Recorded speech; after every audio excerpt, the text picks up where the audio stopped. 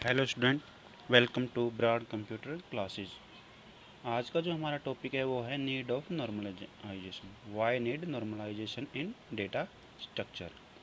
तो हमें नॉर्मलाइजेशन की या डाटा को नॉर्मल करने की क्या रिक्वायरमेंट पड़ी, इसको आज हम वन बाय वन करके स्टडी करेंगे। ओके, सबसे पहले देखते हैं नॉर्मलाइजेशन की नीड क्यों हुई।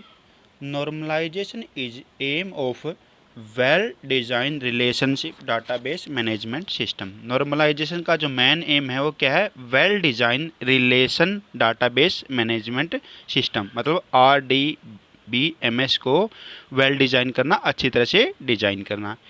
It is a step by step set of rule by which data is put in the simplest form. ये क्या है? नॉर्मलाइजेशन क्या है?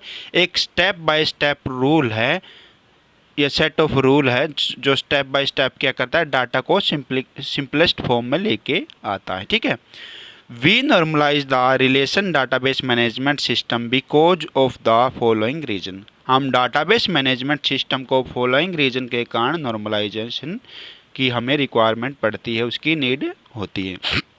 जो सबसे पहली रिक्वायरमेंट है वो है मिनिमम डाटा रिडंडेंसी। आप लोगों को पता है रिडंडेंसी क्या होता है?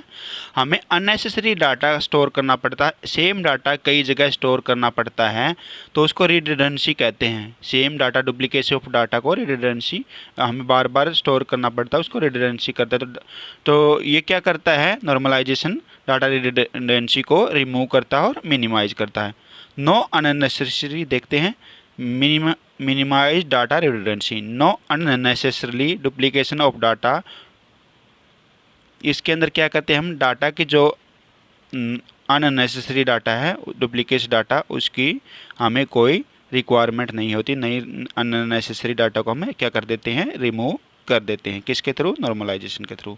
उसके बाद सेकंड है to make database structure flexible. Database structure flexible, लचीला बनाया जाए, मीनिंग आसानी से उसको हम एक्सेस कर सकते हैं, आसानी से अपडेट कर सकते हैं। ठीक है, उसके बाद है insert anomaly. Due to lack of data all data available for insertion such the data null value key should be avoided. Lack of data, ये क्या आता है? इंसर्शन अनोमली, हमें प्रॉब्लम हो जाती, कई बार हम डाटा इंसर्ट नहीं कर सकते, कम डाटा हो, लेक ऑफ डाटा के कारण हम कई बार क्या कर सकते हैं? डाटा को पूरी तरह से इंसर्ट नहीं कर सकते। तो नॉर्मलाइजेशन से के थ्रू हम क्या कर सकते हैं? All data available for insertion such that null value in key should be avoided.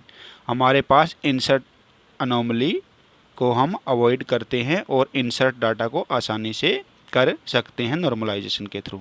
ठीक है, उसके बाद आता है अपडेट अनोमली। हम डाटा को भी अपडेट आसानी से कर सकते हैं। It is due to data redundancy. Data redundancy आपने देखा होगा क्या होता है? Duplicate data. तो multiples occurrence of same value in a column. तो नॉर्मलाइजेशन के थ्रू हम क्या करते हैं? उस जो हमारी रिडंडेंसी होती है उसको रिमूव कर देते हैं, तो हम डाटा को अपडेट करना बहुत ही आसान हो जाता है, अपडेट अनोमली। ठीक है, उसके बाद डिलीशन अनोमली। कई बार हमें डाटा की डिलीट करना पड़ता है, तो क्या होता है? It lead to loss of data for row that are not store elsewhere. अगर डिलीट करना पड़े डाटा, तो अगर मल्टीपल डाटा स्टोर है तो हमें समझ में ही नहीं आ जाएगा कौन सा डाटा डिलीट करना और नहीं करना है। तो इसके अंदर क्या था? Loss of data for row that are not store elsewhere. तो डिलीट कर सकते हैं आसानी से, कोई दिक्कत नहीं होती है। डाटा हमारा क्या हो जाएगा? वो परमानेंटली वहाँ से अगर डिलीट करना है तो डिलीट हो जाएगा।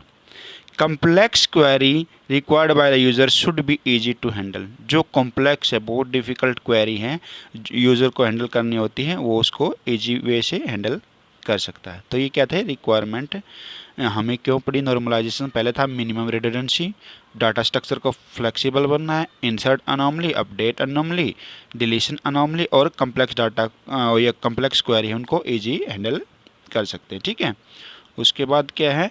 The resulting relation table. जो नॉर्मलाइजेशन करने के बाद जो हमें टेबल मिलेंगे, the resulting relation table obtain on normalise such as each row must be identify by unique key. जो हमें रिजल्टिंग टेबल बनेंगे आफ्टर नॉर्मलाइजेशन, वो क्या करेगी? Each row must be identify unique की।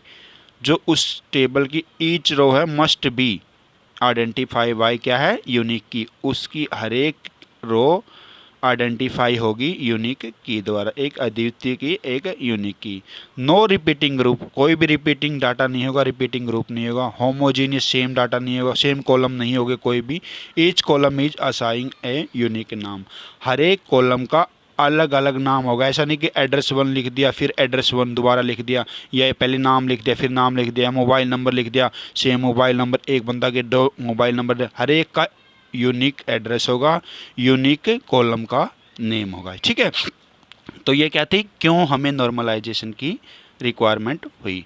उसके बाद कुछ इसके अंदर कुछ छोटी छोटी टर्म है जो आती हैं नॉर्मलाइजेशन के अंदर, या कह सकते हैं रिलेशन डाटाबेस के अंदर, या कह सकते हैं DBMS या RDBMS के अंदर। उनको हम एक 1 बाय 1 स्टडी करते हैं, 1 लाइन की ही। जैसे टप्पल, आप लोगों को मैंने पहले भी बता दिया, टप्पल क्या है, single row in a table is called tuple. तो देख लेते definition. Tuple, a single row of table which contain a single record for that relation is called a tuple. एक रिलेशन के अंदर या एक टेबल के अंदर जो एक सिंगल रो है, जो एक सिंगल रिकॉर्ड को आइडेंटिफाई करती है, सिंगल रिकॉर्ड से रिलेटेड है, उसको क्या बोलते हैं, टप्पल। ये 1 नंबर का क्वेश्चन आ सकता है आसानी से पेपर एग्जाम के अंदर। वीक एंटिटी, वीक एंटिटी क्या है, रिलेशन डाटाबेस के अंदर आता है ये वीक एंटिटी।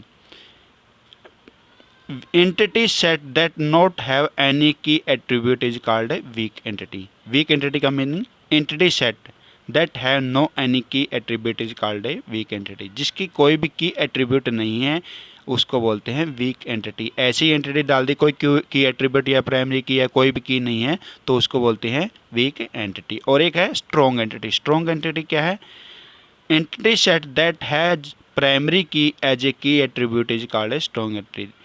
वह एंटिटी सेट जिसका प्राइमरी की एट्रीब्यूट है उसको बोलते हैं स्ट्रॉन्ग एंटिटी। तो ये आपका वाई नॉर्मलाइजेशन नीड और टप्पल, वीक एंटिटी और स्ट्रॉन्ग एंटिटी। आई होप आप लोगों को समझ में आया होगा। Thanks for watching Broad computer.